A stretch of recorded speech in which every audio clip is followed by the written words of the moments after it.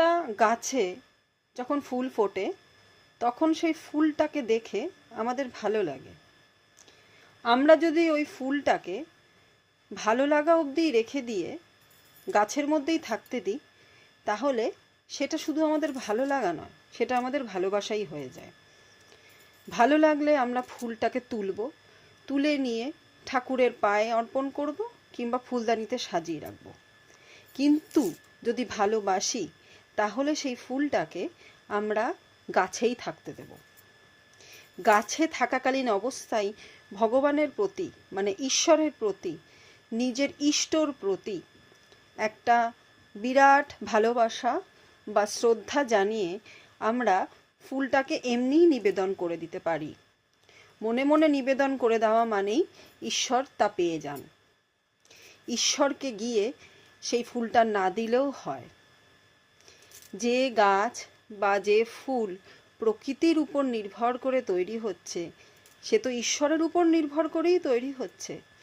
কারোর কাছে প্রকৃতি, কারোর কাছে ঈশ্বর। যে যেরমভাবে নেয় তার কাছে গাছটি সেই রকম, ফুলটি সেই রকম। তাই ভালো লাগা যদি শুধু ফুলটিকে উপড়ে নেওয়ার মধ্যেই থাকে, ভালোবাসা হলো ফুলটিকে গাছেই থাকতে দিয়ে তাকে তার শোভায় থাকতে দেওয়া। আমাদের প্রত্যেকের জীবনে ভালোবাসা সেইভাবেই আসে।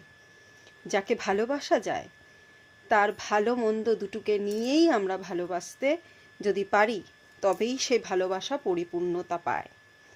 কিন্তু তার ভালোবাসাটাকে পাওয়ার জন্যে কিংবা নিজের ইচ্ছা অনিচ্ছাগুলো তার উপরে চাপিয়ে দিয়ে যদি আমরা ভালোবাসা দেখাতে চাই বা ভালোবাসা পেতে চাই, তাহলে সেটাকে ভালোবাসা বলে না, সেটাকে ভালো লাগাই বলে।